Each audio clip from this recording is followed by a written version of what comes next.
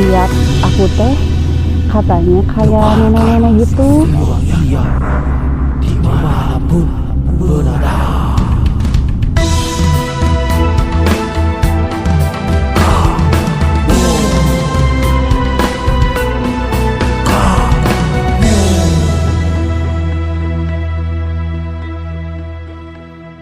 Assalamualaikum warahmatullahi wabarakatuh.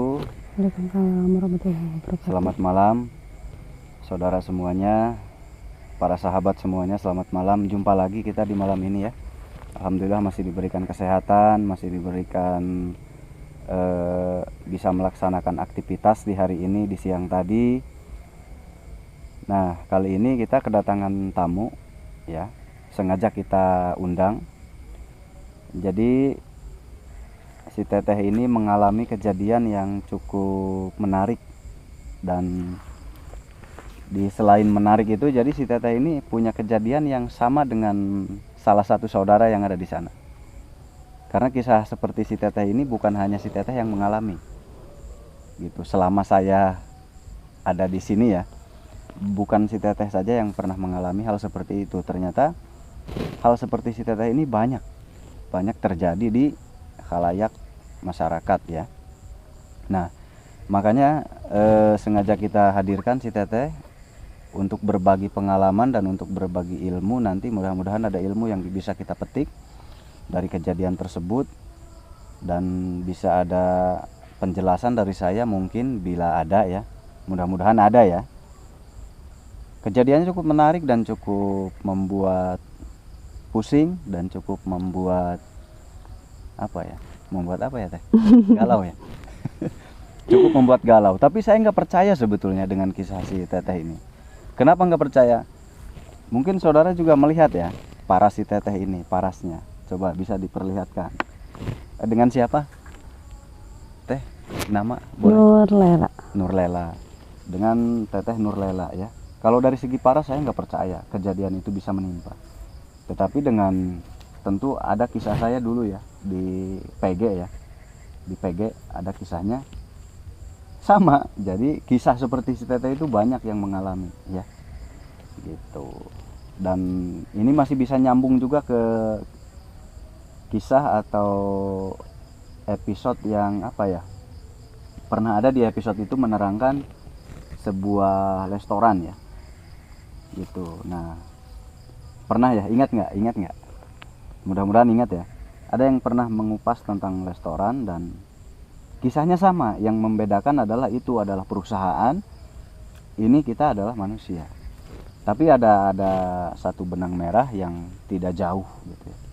Bahwa kisah ini bisa menimpa baik itu di dalam perusahaan, baik itu di manusia, di diri kita gitu. Nah, untuk lebih jelas, untuk lebih lengkapnya, kita coba cari tahu kisah yang dialami Teteh. Mudah-mudahan kita nanti bisa mengambil satu pelajaran, kesimpulan yang bisa membantu semuanya ya. Amin. Teh, kok bisa ngalami seperti itu Teh? Terus terang saya nggak percaya loh Teh. Saya juga nggak percaya. Saya nggak percaya begitu melihat. Cantik ya, cantik sekali, luar biasa begitu melihat. Saya sampai nggak percaya kok bisa gitu. Tapi ya itu, lebih lengkapnya kita tanya aja. Kenapa Teh kok bisa ngalami itu? Saya nggak percaya soalnya. Dijawabnya jujur ya Teh. Gimana ya? Ya awal-awalnya sih ya nggak tahu sih. Karena dulu kan pernah ada masalah mungkin ya sama seseorang iya. Gitu. Tapi nggak kepikiran ke situ sih, pikirnya itu cuman ngegos aja gitu. Oh, berarti orang itu sempat mengeluarkan ancaman. Oh iya, sempat mengeluarkan ancaman. Pas udah pisah berapa tahun gitu, nggak mikir ke situ sih, mikirnya ya udahlah mungkin belum ada jodohnya gitu. Terus mikirnya pengen ngebuktiin dulu sama orang-orang yang ngehina dulu, yang nganggap aku jelek gitu. Pengen ngebuktiin dulu kalau semua omongannya itu nggak benar gitu. Jadi nggak mikirin dulu cowok gitu waktu itu teh. Iya. Fokus aja ke karir sama ngebahagiain orang tua gitu, sama anak gitu. Iya. Ke situ sih, cuman pas udah berapa tahun, pas lewat 5 tahun, 6 tahun, 7 tahun gitu, banyak yang ngomong kok belum nikah-nikah gitu. Iya. Mungkin belum ada jodohnya, padahal hati mah ya Allah pengen gitu. Pengen padahal.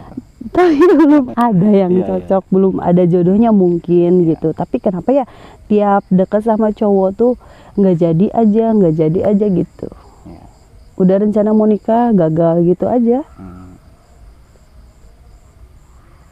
Ada yang menjerit ya. Itu kebetulan kita jadwalnya bentrok ya, sorry. Jadwalnya bentrok. Jadi nanti lihat video terbaru di PG ya. Nah, terus berarti di hati si Teteh itu sebetulnya ingin cepat mempunyai pendamping, berumah tangga kembali gitu ya. Ya pengen lah. Tapi kendalanya tuh apa coba Teh?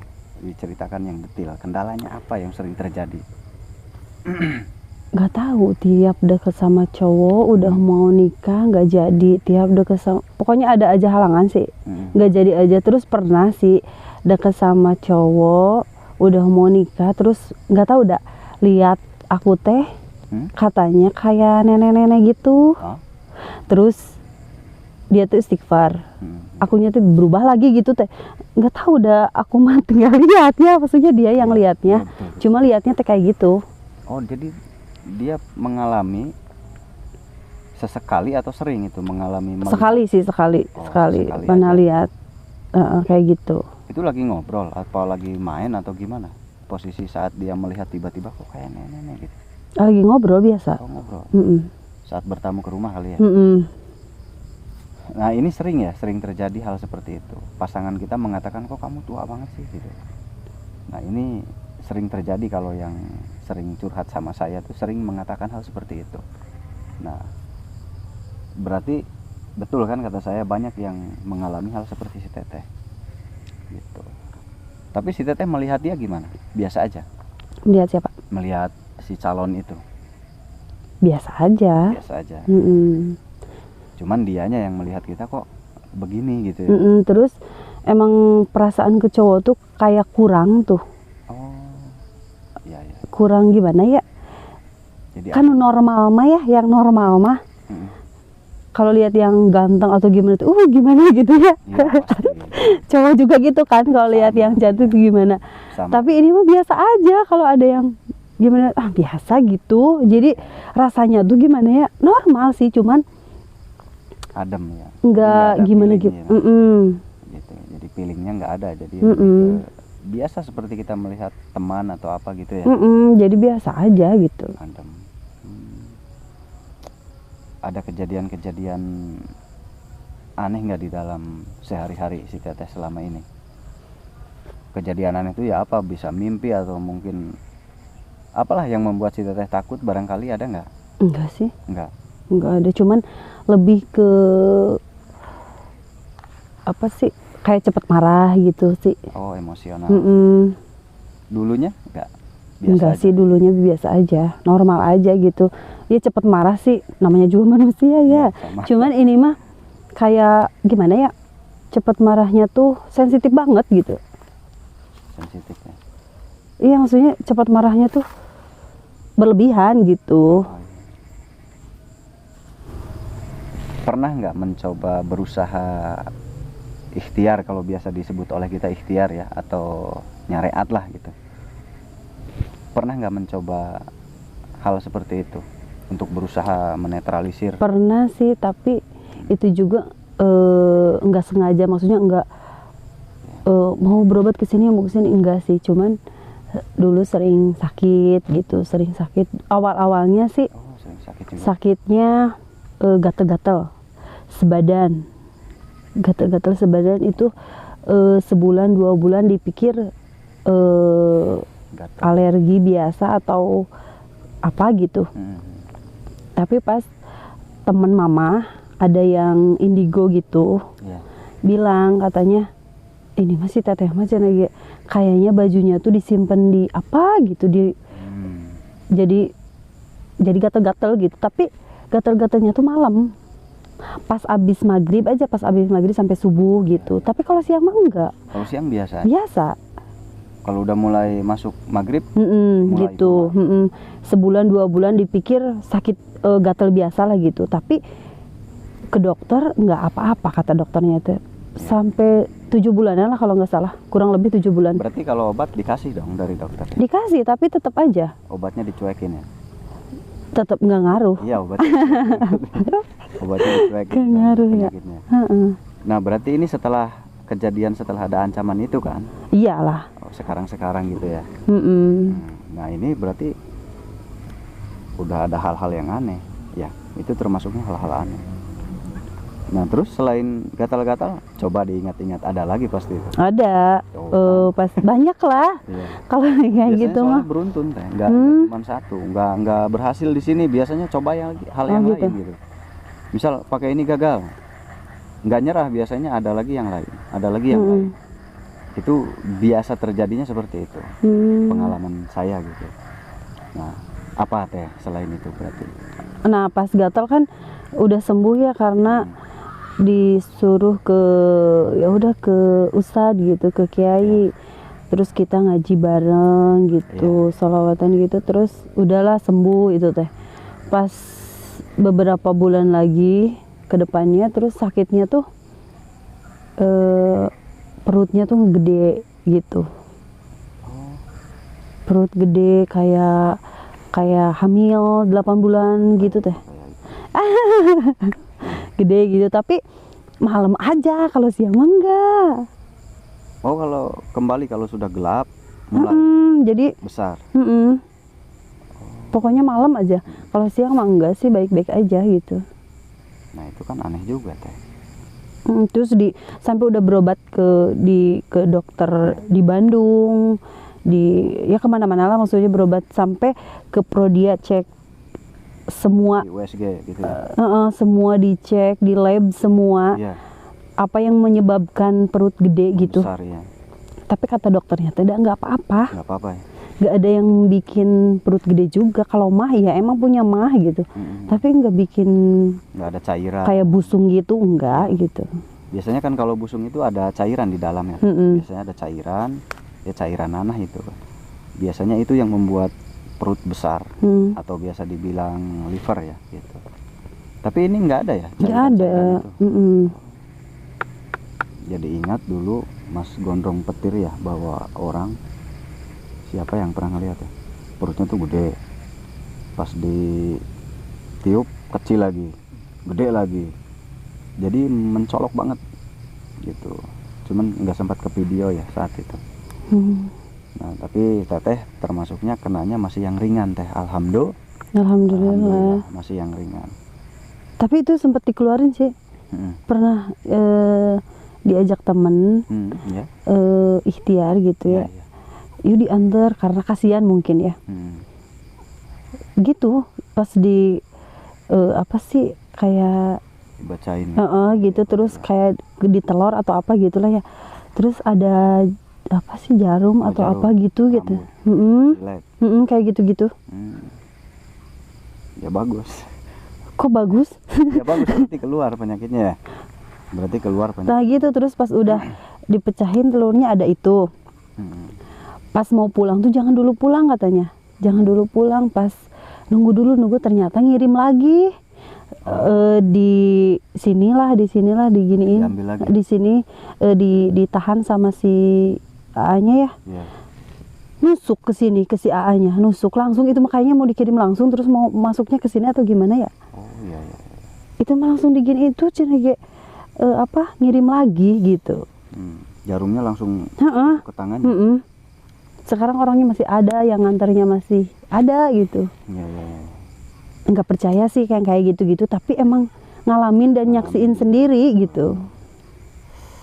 Kalau mimpi-mimpi suka ada serangan aneh nggak di mimpi? Enggak sih kalau mimpi. Enggak ya. Nah, sampai segitunya ya, nggak berhenti, itu udah 3 kali.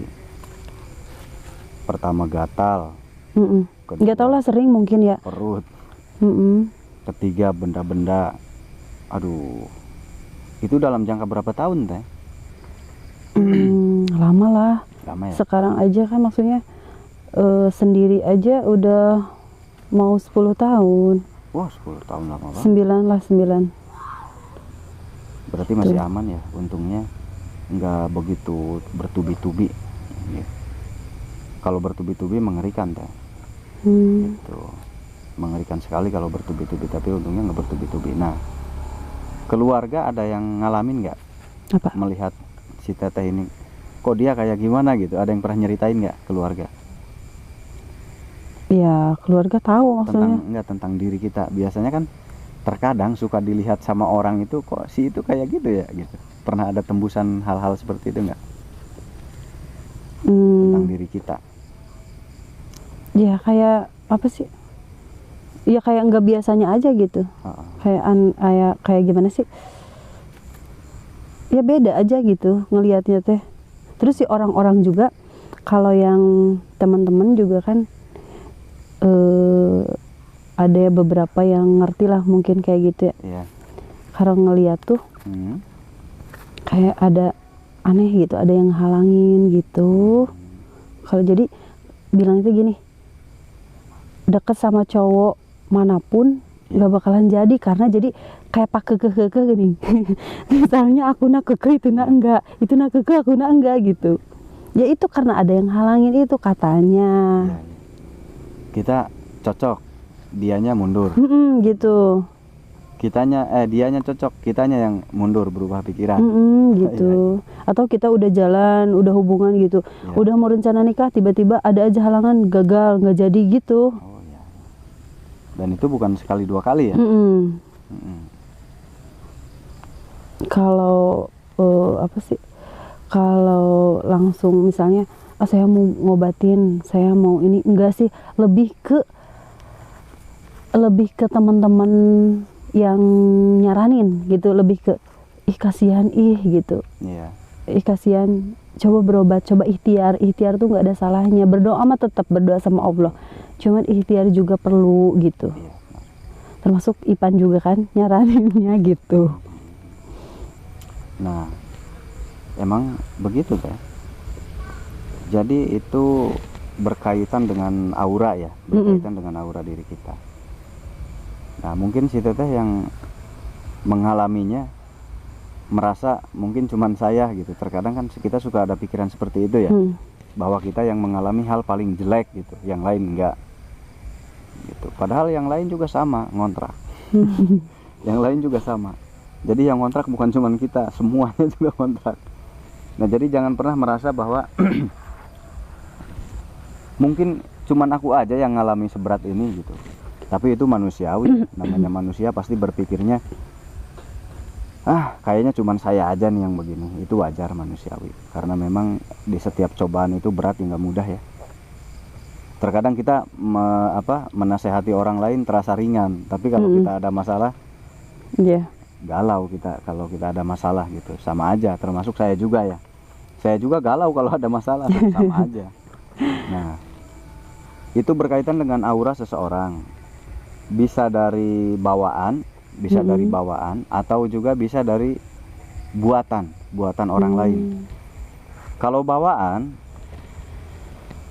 itu bukan masalah jin sebetulnya ya, bukan masalah jin. Kalau bawaan itu memang aura inner beauty yang bawaan dari dalamnya gitu. Inner beauty yang dia bawa dari lahir memang sudah seperti itu gitu. Sebetulnya 60% itu bukan gangguan jin. Kalau yang bawaan itu 60% bukan gangguan jin gitu. Berarti 40% bisa disebabkan oleh bangsa gaib. Itu yang bawaan ya. Yang bawaan 40% bisa dari bangsa gaib, 60%-nya itu real inner beauty, dirinya memang seperti itu gitu. Nah, kalau yang bawaan dari jin itu biasanya si ibu atau si bapaknya itu dia bisa saja melakoni sesuatu. Maksud melakoni itu bukan berarti dia memuja setan, bukan.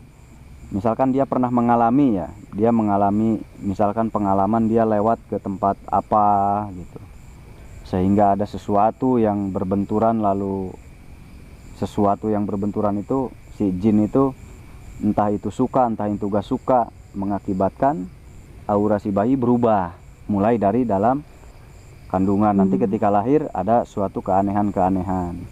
Nah ini bisa terjadi juga dan banyak ya, banyak terjadi. Kalau bawaan lahir biasanya kalau yang 60% itu aura di dalam diri, inner beauty bawaan lahir, itu biasanya dari pemikiran seorang ibu yang sedang mengandung. Entah itu terlalu stres, entah itu terlalu galau, terlalu cemburu pada suami dan lain-lain sebagainya, atau banyak frustasi lain yang bisa mengakibatkan pikirannya itu drop. Pikiran si ibu itu drop yang sedang hamil itu ya.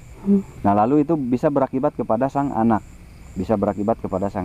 gitu. Karena kan ketika si ibu berpikir, ketika hati merasa, itu efek pengaruh kepada jiwa anak yang ada dalam kandungan. Makanya para tokoh-tokoh agama biasanya menyarankan saat sedang hamil perbanyak belajar, baik itu belajar agama ya, itu atau belajar formal gitu, intinya belajar.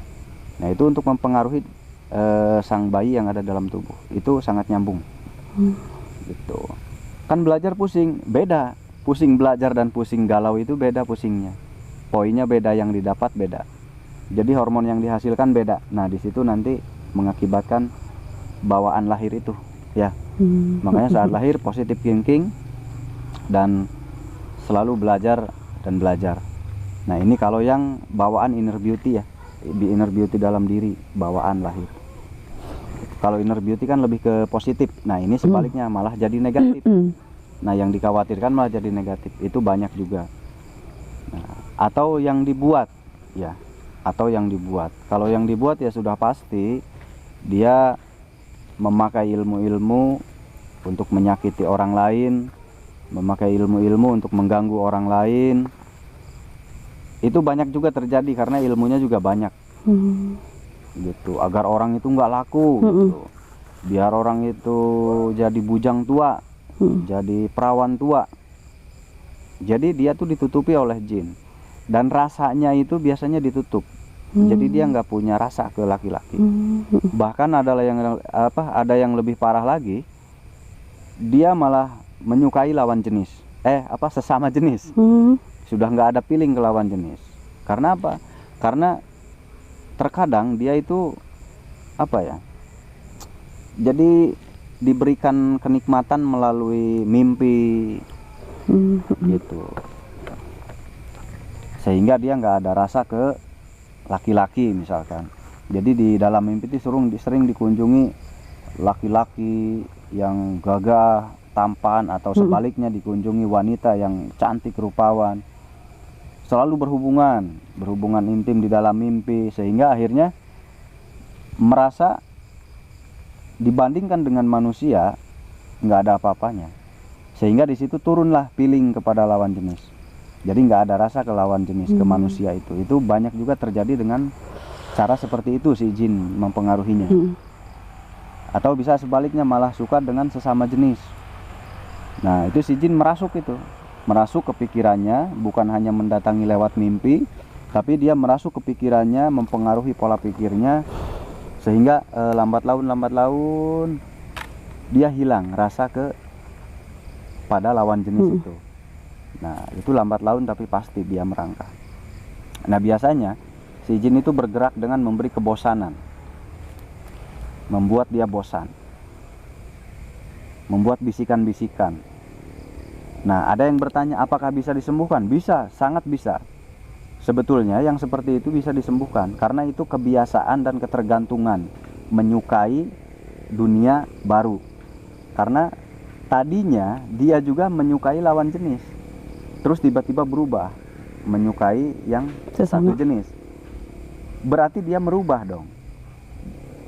Selama dia berubah, atau merubah, berarti dia bisa berubah kembali. Tinggal tergantung kepada dirinya mau berubah nggak. Karena dia tadinya sengaja merubah dirinya. Nah berbeda kalau yang psikologis dari lahir tadi.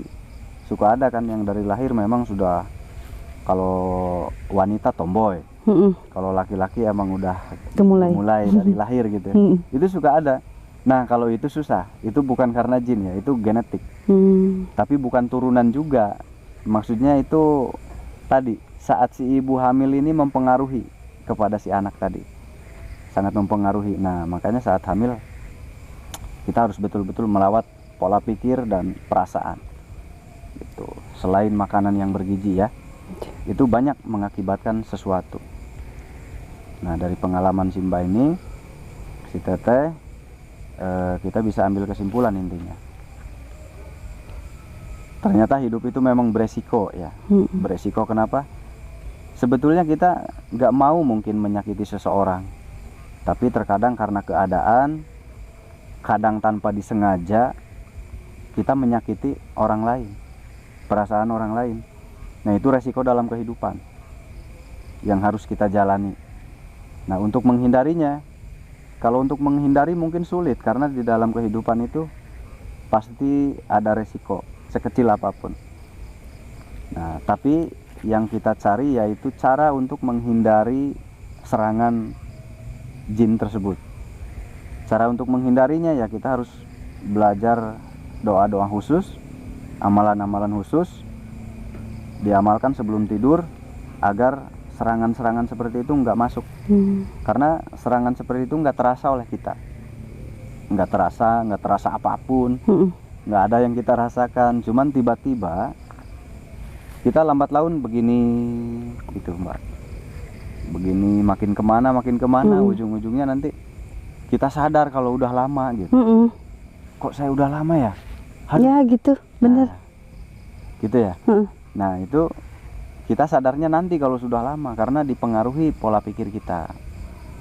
Nah sehingga kita lupa dengan gangguan mereka, karena memang tidak terasa. Kita merasa ya B aja. Saya juga bisa B aja. Karena kita merasanya ya B aja, nggak ada apa-apa. Tapi ternyata jadi mikirnya kalau tiap ada yang nanya, kok belum nikah, belum ada jodohnya gitu aja. Padahal mah ya Allah gitu, naon sih ya, padahal mah ya Allah, banyak yang bilang teh cepet atuh yang anu kumaha deui sih gitu teh, kayak gitu-gitu. Apa pilih-pilih apa kumaha itu sih sebenarnya mah gitu. Cuman ya belum ada jodoh, tapi ya Allah ari ngadoa gitu. Tapi nah sih susah gitu. Belum. Jadi pikirnya belum ada jodohnya mungkin gitu aja. Sehingga nggak terasa, iya ya, aku sendiri udah berapa tahun. Pas ya Allah udah 9 tahun mau 10 tahun tekarau. Iya, kelamaan itu deh. Nah mudah-mudahan ya yang sekarang bisa jadi dan terjadi.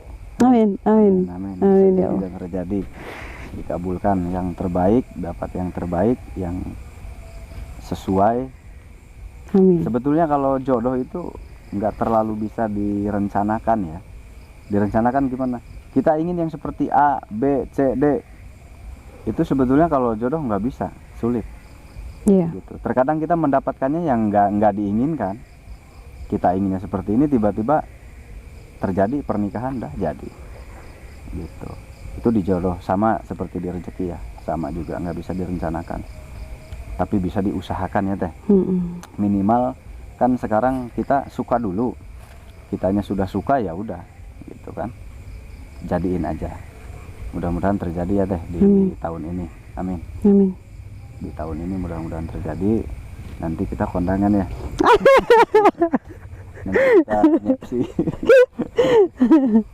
Kita doakan si Teteh biar jodohnya yang sekarang ini bisa sampai ke pelaminan, bisa awet sampai tua, ya Allah. kakek. Amin. Dan sejahtera hidupnya tanpa pertengkaran. Amin ya Allah. Kita doakan. Nah ini kita sudah berapa menit? Setengah jam. Alhamdulillah kita sampai bisa berbincang. Intinya kalau pemahaman dari saya atau apa ya, pandangan saya tentang kejadian si Teteh ini, Tadi, jika kita ada ancaman dari seseorang, itu jangan kita menganggap angin lalu, ya. Kalau dia mengancam tentang hal-hal yang tidak terlihat atau tentang mistik, jangan menganggap angin lalu, karena takutnya dia itu betul-betul sungguh-sungguh melakukan. Jadi ketika ada ancaman, segera kita bentengi diri, pagari diri. Caranya, sebetulnya ada cara yang bisa kita lakukan, mudah sekali, yaitu dengan membaca ayat-ayat Al-Quran setelah sholat isya lalu tidur. Udah, mantep gitu, nggak usah pusing dulu puasa ini itu berat ya, clear gitu ya. Ya kalau mau seperti itu lebih bagus juga datangi ustadz atau para kiai atau para tokoh-tokoh supranatural di desa Anda. Datangi, saya ada yang mengancam nih, saya merasa kurang tenang, jadi saya ingin mempunyai pagaran. Nah, nanti diberikan solusi oleh tokoh tersebut ya.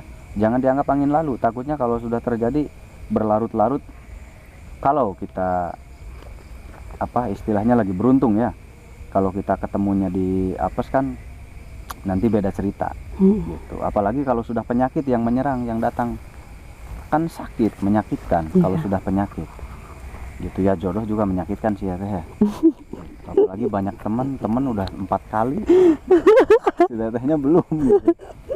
Temen udah 5 kali, tetehnya belum, kalah saingan teteh. Ya semoga yang kali ini terjadi ya teh. Amin. Itu aja mungkin intinya ya.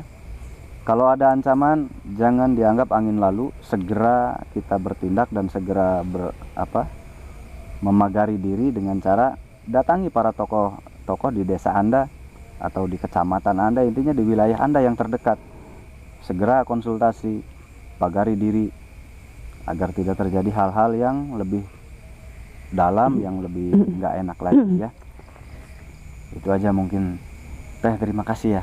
Sama-sama. Datang di sini, sudah mau bercerita, sudah mau berbagi pengalaman. Terima kasih. Ya seperti itu ya. Terima kasih kita Sama-sama. semuanya. Doakan semuanya ya. Sama-sama. Amin. Doakan Makasih. semuanya, bantu. Doanya. Itu aja mungkin. Bila taufiq wal hidayah. Assalamualaikum warahmatullahi wabarakatuh. Mohon maaf jika ada kata-kata yang tidak tepat. Mohon dimaafkan.